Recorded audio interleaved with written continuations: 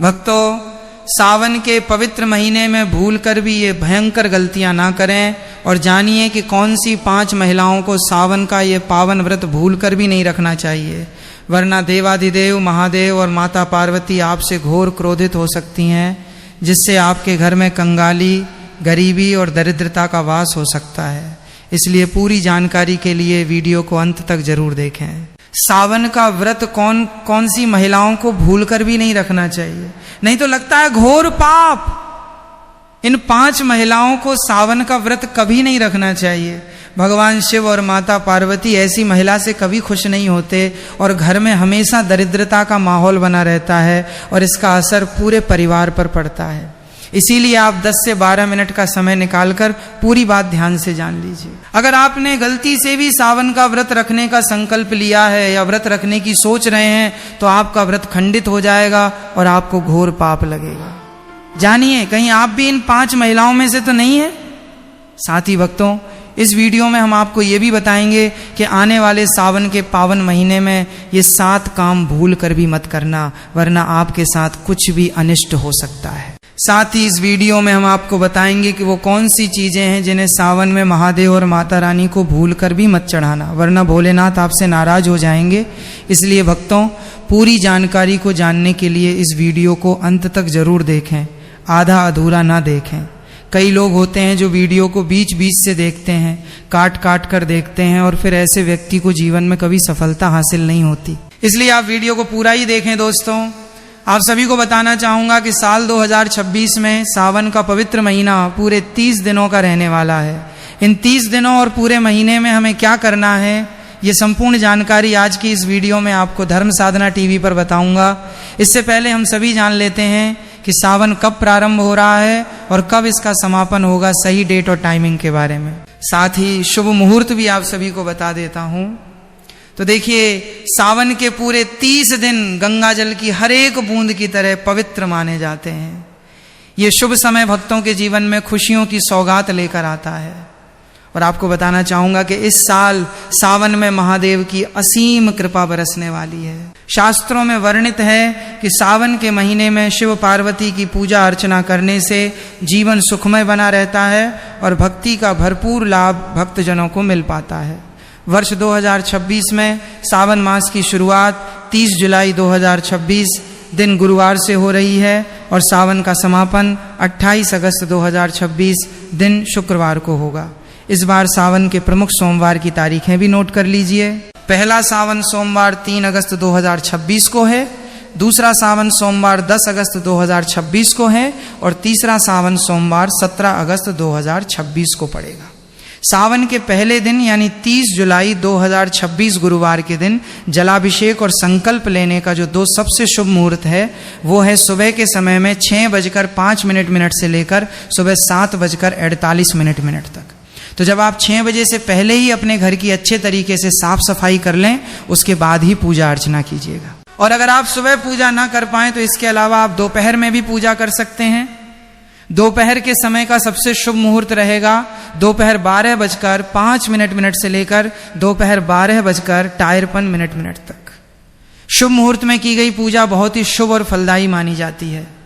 इससे समस्त देवी देवताओं की कृपा प्राप्त होती है और पूजा पाठ का फल भी कई गुना बढ़कर प्राप्त होता है। सावन का महीना बहुत ही शुभ और मंगल माना जाता है, जो घर में सुख, समृद्धि, धन दौलत और शांति प्रदान करता है तथा घर से गरीबी और दरिद्रता का नाश करता है। घर में महादेव और माँ गौरी का आगमन होता है। सावन का व्रत हिंदू धर्म में बहुत ही महत्वपूर्ण व्रत है, जो कि भगवान शिव और माता पार्वती को प्रसन्न करने के लिए महिलाएं व पुरुष रखते हैं। लेकिन क्या आप जानते हैं, कुछ ऐसी महिलाएं भी हैं जो इस व्रत को न रखें तो ज्यादा अच्छा है, नहीं तो आपको महादेव के क्रोध का सामना करना पड़ सकता है।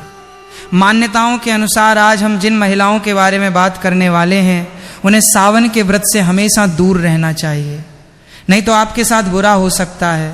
आपका पति किसी संकट में आ सकता है, घर में दरिद्रता का वास हो जाता है और माता लक्ष्मी हमेशा के लिए घर छोड़कर चली जाती हैं। तो चलिए जानते हैं। लेकिन भक्तों, आगे की जानकारी बताने से पहले आपसे एक रिक्वेस्ट करते हैं कि अगर आप इस चैनल धर्म साधना टीवी पर नए हैं तो चैनल को सब्सक्राइब करके वीडियो को एक लाइक जरूर करें। साथ ही आप अपनी राशि को कमेंट बॉक्स में जरूर डाल दें, क्योंकि हम राशि से जुड़ा भाग्य भी बताते हैं और भाग्य में चल रही परेशानियों को तत्काल दूर करने के लिए आसान से आसान उपाय भी बताते हैं। इसलिए आप अपनी राशि कमेंट बॉक्स में जरूर डाल। चलिए भक्तों, अब हम विस्तृत रूप से जान लेते हैं कि वे कौन सी 5 मुख्य महिलाएं हैं जिन्हें सावन का ये पावन व्रत भूल कर भी नहीं रखना चाहिए, वरना जीवन भर केवल पछतावा ही हाथ लगता है। भक्तों, नंबर 1, शास्त्रों और पौराणिक मान्यताओं के अनुसार यदि आप सावन के पवित्र दिनों में किसी भी प्रकार का सोमवार व्रत या उपवास केवल समाज में दिखावे के लिए, दूसरों को नीचा दिखाने के लिए या अपनी झूठी भक्ति का ढोंग करने के लिए करते हैं, तो ये शिव भक्ति का अपमान है और महापाप माना जाता है। इस तरह से आप अनजाने में देवादिदेव महादेव का उपहास उड़ा रहे होते हैं और पुण्य कमाने के बजाय सीधे पाप के भागीदार बन जाते हैं। भगवान भोलेनाथ तो अंतर्यामी हैं, वे केवल सच्चे भाव के भूखे हैं और दिखावे की पूजा करने वालों से अत्यंत रुष्ट होकर उनके घर से लक्ष्मी का वास समाप्त कर देते हैं। भोलेनाथ केवल उन्हीं भक्तों पर अपनी कृपा बरसाते हैं जो निश्चल, निस्वार्थ और शुद्ध हृदय से शिव पार्वती का ध्यान करते हैं और व्रत के कठिन नियमों को पूरी निष्ठा व श्रद्धा से निभाते हैं।